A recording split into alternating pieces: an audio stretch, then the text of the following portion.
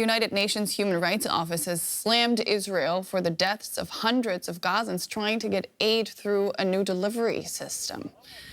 A spokesman said the Israeli military had repeatedly shot and shelled people as they tried to reach the aid stations. On Tuesday, a journalist shot video of bodies in southern Gaza. You can see that there after a shooting at an aid site killed 27 people, according to medics. The UN says over 400 have now been killed near aid hubs since the Israeli and U.S.-backed Gaza Humanitarian Foundation started operating. That group has denied responsibility for the deaths, and Israel has said it will review some of those incidents. But the UN says an impartial investigation is needed. The Israeli military must stop shooting at people trying to get food.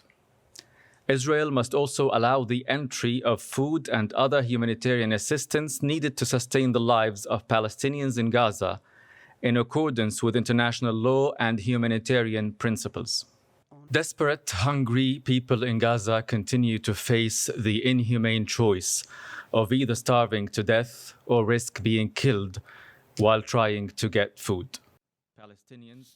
The United Nations Agency for Palestine Refugees, UNRWA, has been a lifeline to people in Gaza, but the agency saw huge funding cuts after Israel accused it of having ties to Hamas. Now, UNRWA says it could deliver aid much more effectively and safely than the U.S. and Israeli-backed organization now operating in Gaza. Let's talk this through with Juliette Touma, who's the communications director with UNRWA. Juliette, welcome to DW. I'd like to first get your reaction to that statement that we just heard, because the head of your organization, Felipe Lazzarini, has spoken about the current situation in very similar terms, hasn't he? Yes, he has. I mean, it's humiliation on top of a very degrading situation for the people of Gaza. This getting assistance while they are starving through this so-called humanitarian foundation. And all we're saying in the UN is that there is a system in place while we invent the wheel. Let us do our work. How has the establishment of the GHF, this Gaza Humanitarian Foundation that is backed by the U.S. and Israel, how has that affected your work in Gaza? Look, it's not about the foundation. I think the issue is with the siege that has been in place on Gaza since the 2nd of March. So we're talking about over 4 months of inability to bring in supplies, including food, but also stuff like fuel, hygiene kits, medicines, for example.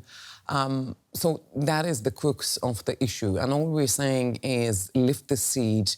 Let us come in with our trucks. We have tens of thousands of trucks outside that are waiting with food that's expiring, with medicines that's running off rather. So this is what we're saying is let us do our work. And we know how to do it. We have 400 distribution centers across the Gaza Strip. We've been there for years. And we don't shoot at people while they're queuing to get food. You haven't been in Gaza for about a year, I think you told me before we came into the studio. Neither have your international colleagues. So there's a huge burden on your Palestinian colleagues who are in Gaza to continue the work they're able to do. What does that look like currently? Precisely. I mean, it's a chance also to salute their determination and courage, not only in Gaza, but also across the occupied West Bank, including East Jerusalem. They are the people who are holding the fort. They are the doctors and the nurses who are giving medical care. They are the teachers in the West Bank who are providing kids with the education. And yes, the international staff of UNRWA have been banned from serving, from going to support these Palestinian colleagues of ours. The U.S. government just announced that it was pledging $30 million in funding for the Gaza Humanitarian Foundation. Meanwhile, it cut money for aid across the board, including UNRWA, of course. What do you make of that? It's a very interesting announcement. I saw it this morning. Not sure why anyone would want to support a foundation or an organization like this that's made of primarily mercenaries that provides, quote-unquote, aid after such a humiliation for starving population, and that puts the lives of people at risk. This is not how humanitarian aid is delivered. They, of course, say that they are humanitarians, they have experience in the sector, and that they are there to help. What makes you say that they're mercenaries? I'm not sure we're in a position to go for he said, she said. All I'm saying is that I'm a humanitarian. I will not work in the army, as an example. We are the experts. We know how to do this.